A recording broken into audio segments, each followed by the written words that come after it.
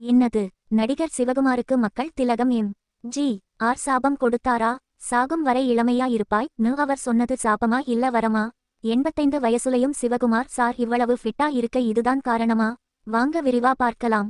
சமீபத்துல பத்மஸ்ரீ அவ்வை சண்முகம் அவங்களோட 114வது பிறந்தநாள் விழா நடந்துச்சு. அதுல கலந்துக்கிட்ட நடிகர் சிவகுமார் ரொம்ப ஆச்சரியமான ஒரு விஷயத்தை பகிர்ந்துகிட்டாரு. அவரு பேசும்போது ஜி. ஆர் எனக்கு ஒரு சாபம் கொடுத்திருக்காரு சொன்ன உடனே அங்க இருந்தவங்க எல்லாம் ஷாக் ஆகிட்டாங்க. ஆனா அதுக்கப்புறம் அவர் சொன்னதுதான் செம்ம ட்விஸ்ட். ஜி. ஆர் ஒருமுறை சிவகுமாரை பார்த்து சாகும் வரை இளமையாக இருப்பான் சிவகுமார் அப்படின்னு சொன்னாராம். இதை ஏன் சாபம்னு சொல்றாருன்னா, ஒரு மனுஷன் வயசாக ஆக அதுக்கேத்த பக்குவமும் தோற்றமும் வரணும், ஆனா எப்போதும் இளமையா இருக்கணும்னு சொல்றது ஒரு சவால் மாதிரி தான். ஆனா இன்னைக்கு 85 வயசுலையும் சிவகுமார் சார் யோகா கரெக்டான டயட்னு செம்ம எனர்ஜியா இருக்கிறதை பார்த்தா ஜி.